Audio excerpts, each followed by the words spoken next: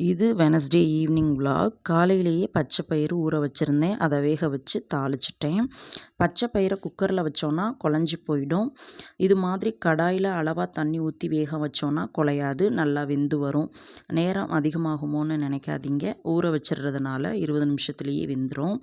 மதியமாக வாங்கிட்டு வந்த பிரியாணி கொஞ்சம் மீதி இருந்தது. அதோட தோசை, பச்சை பயிறு எல்லாத்தோட டின்னரை முடிச்சிட்டோம்.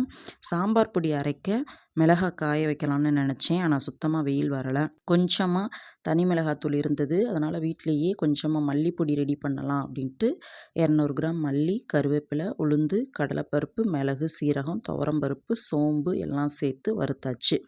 கையோட சட்னிக்கு நிலக்கடலை பருப்பு, இட்லி பொடியும் வறுத்து அரைச்சிட்டேன். வெயில் வராத டைமில் இந்த மாதிரி வீட்லேயே கொஞ்சமாக வறுத்து அரைச்சிக்கிட்டோம் அப்படின்னா நமக்கு யூஸ்ஃபுல்லாக இருக்கும். கடையில் சாம்பார் தூள் வாங்க வேண்டிய அவசியமும் இல்லை. இன்றைக்கி நாள் எனக்கு இப்படி தான் போச்சு.